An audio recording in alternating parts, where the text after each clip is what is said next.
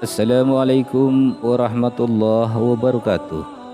Pada video kali ini mengisahkan cinta Ali bin Abi Thalib dan Fatimah putri Rasulullah sallallahu alaihi wasallam. Sebelum melanjutkan menonton video ini, mari bangun channel ini dengan menekan subscribe dan like, juga lonceng notifikasinya agar menjadi sarana dakwah dan amal jariah buat kita semua. Amin amin ya rabbal alamin. Al-Kisah. Di bulan Ramadan ini, marilah kita buka kembali lembaran sejarah bagaimana kisah keluarga Rasulullah sallallahu alaihi wasallam dapat menjadi tauladan bagi kita dalam berkeluarga. Salah satunya bagaimana kisah cinta antara putri bungsu Rasulullah sallallahu alaihi wasallam, yakni Fatimah Az-Zahra, dengan suaminya Ali bin Abi Thalib. Kisah cinta yang sudah terpendam sejak lama. Kisah cintanya sangat terjaga rahasianya dalam kata, sikap dan inspirasi mereka, bahkan konon syaitan pun tak bisa mengendusnya. Mereka bisa menjaga izzah mereka hingga Allah telah menghalalkannya. Ali bin Abi Thalib adalah sepupu dan salah satu sahabat yang istimewa di mata Rasulullah sallallahu alaihi wasallam. Selain beliau tinggal langsung bersama Rasulullah, dia juga seorang pemberani yang pernah menggantikan posisi tidur Rasulullah di saat hijrah dan juga seorang mujahid perang yang gagah. Sementara Fatimah, putri Rasulullah sallallahu alaihi wasallam yang taat, penyayang dan sangat peduli pada Rasulullah sallallahu alaihi wasallam, selalu ada di samping ayahnya dalam setiap kisah perjuangan. Sang ayah membumikan nilai-nilai Islam di tengah kafir Quraisy. Ali sudah menyukai Fatimah sejak lama. Kecantikan putri Rasulullah ini tak hanya jasmaninya saja.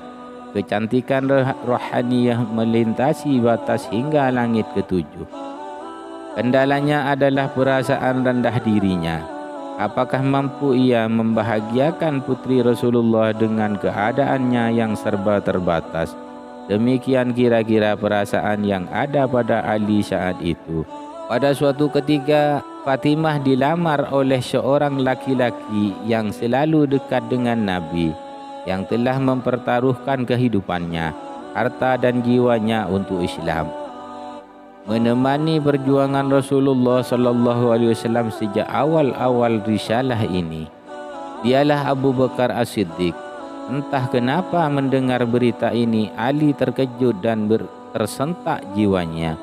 Muncul rasa-rasa yang dia pun tak mengerti. Ali merasa belum ada apa-apanya bila dibanding dengan perjuangannya dalam menyebarkan risalah Islam. Entah sudah berapa banyak tokoh-tokoh bangsawan dan saudagar Makkah yang masuk Islam karena sentuhan dakwahnya. Sebutlah Utsman, Abdurrahman bin Auf, Talhah, Zubair. Ini yang tak mungkin dia lakukan oleh anak-anak seperti Ali. Tak sedikit juga para budak yang dibebaskan oleh Abu Bakar. Sebutlah Bilal bin Rabah, Khabbab, keluarga Yasir, Abdullah Ibnu Mas'ud. Dari sisi finansial, Abu Bakar seorang saudagar, tentu akan lebih bisa membahagiakan Fatimah. Sementara Ali hanya pemuda miskin dari keluarga miskin. Melihat dan memperhitungkan hal ini, Ali ikhlas dan bahagia jika Fatimah bersama Abu Bakar. Meskipun ia tak mampu membohongi rasa-rasa dalam hatinya yang ia sendiri tak mengerti. Apakah mungkin itu yang namanya cinta? Namun ternyata lamaran Abu Bakar ditolak oleh Fatimah, sehingga hal ini menumbuhkan kembali harapannya. Ali kembali mempersiapkan diri, berharap dia masih memiliki kesempatan itu. Namun ujian bagi Ali belum berakhir. Setelah Abu Bakar mundur, muncullah laki-laki dan gagah, perkasa dan pemberani. Seseorang yang dengan masuk Islamnya mengangkat derajat kaum muslimin. Seorang laki-laki yang membuat syaitan berlari takut dan musuh-musuh Allah bertekuk lutut. Seorang yang diberi gelar Al-Faruq. dialah Umar ibnu Al-Khattab. Pemisah antara kebenaran dan kebatilan juga datang melamar Fatimah. Ali pun ridha jika Fatimah menikah dengan Umar. Ia bahagia jika Fatimah bisa bersama dengan sahabat kedua terbaik Rasulullah setelah Abu Bakar, yang mana Rasulullah sampai mengatakan, "Aku datang bersama Umar dan Abu Bakar." Namun kemudian Ali pun semakin bingung karena ternyata lamaran Umar pun ditolak. Setelah itu menyusul Abdurrahman bin Auf melamar sang putri dengan membawa 100 unta bermata biru dari Mesir dan 10.000 dinar. Kalau diuangkan dalam rupiah kira-kira 55 miliar. Dan lamaran bermiliar-miliar itu pun ditolak oleh Rasulullah sallallahu alaihi wasallam. Akan tetapi kekhawatiran Ali bin Abi Thalib belum berakhir sampai di sini, karena ternyata sahabat yang lain pun melamar sang Az-Zahra. Utsman bin Affan pun memberanikan dirinya melamar sang putri dengan mahar seperti yang dibawa oleh Abdurrahman bin Auf. Hanya ia menegaskan kembali bahwa kedudukannya lebih mulia dibanding Abdurrahman bin Auf kerana ia telah lebih dahulu masuk Islam. Tidak disangka, tidak diduga, ternyata Rasulullah menolak lamaran Utsman bin Affan. 4 sahabat sudah memberanikan diri dan mereka semua telah ditolak oleh Rasulullah sallallahu alaihi wasallam. "Mengapa bukan engkau saja yang mencoba ya kawan?" seru sahabat Ali. "Mengapa engkau tak mencoba melamar Fatimah? Aku punya firasat, engkaulah yang ditunggu-tunggu baginda Nabi." "Aku," kata Ali, "tak yakin." "Ya, engkau wahai saudaraku. Aku hanya pemuda miskin, apa yang bisa aku andalkan?" Sahabatnya pun menguatkan, "Kami di belakangmu, kawan." Akhirnya Ali bin Abi Thalib memberanikan diri menjumpai Rasulullah untuk menyampaikan maksud hatinya, meminang putri Nabi untuk jadi istrinya. Awalnya beliau hanya duduk di samping Rasulullah dan lama tertunduk diam, hingga Rasulullah bertanya, "Wahai putra Abu Talib, apa yang engkau inginkan?" Sejenak Ali terdiam dan dengan suara bergetar ia pun menjawab, "Ya Rasulullah, aku hendak meminang Fatimah."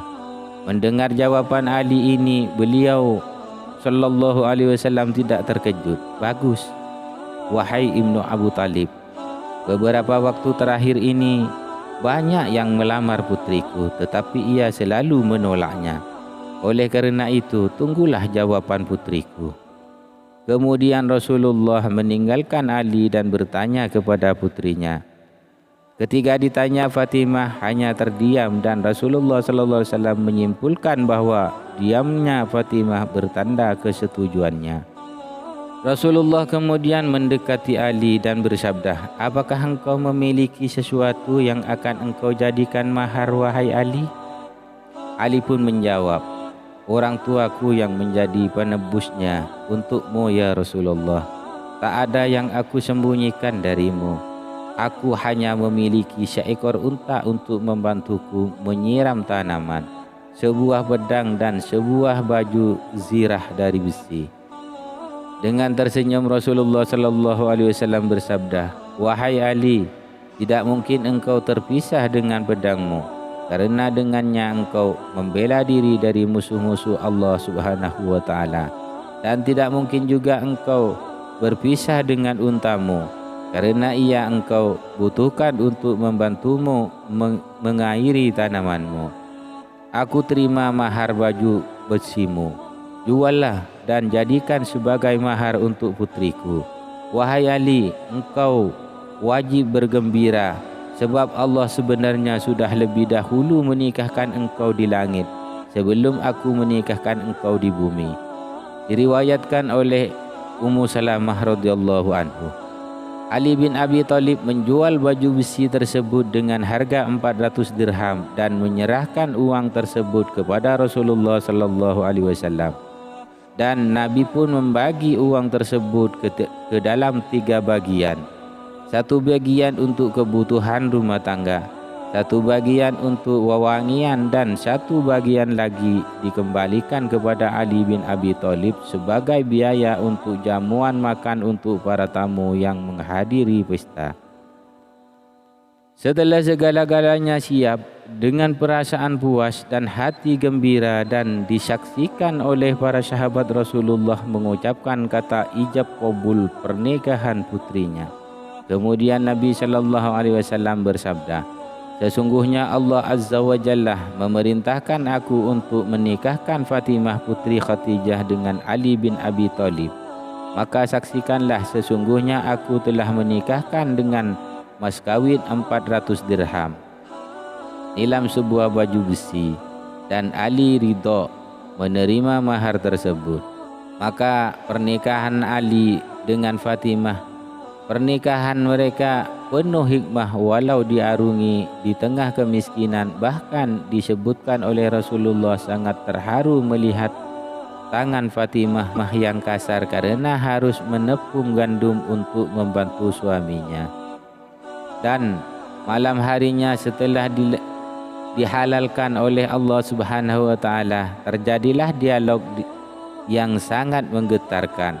Dalam suatu riwayat dikisahkan bahwa suatu hari setelah keduanya menikah, Fatimah berkata kepada Ali, "Maafkan aku karena sebelum menikah denganmu aku pernah satu kali merasakan jatuh cinta kepada seorang pemuda dan aku ingin menikah dengannya." Ali pun bertanya, "Mengapa ia tak mau menikah dengannya? Dan apakah Fatimah menyesal menikah denganku?" Sambil tersenyum Fatimah menjawab, "Pemuda itu adalah dirimu." Subhanallah, itu adalah pujian terbaik dari seorang istri yang bisa membahagiakan hati suaminya. Ali dan Fatimah saling mencintai karena Allah. Mereka mencintai dalam diam, menjaga cintanya, dan Allah satukan dalam ikatan suci pernikahan.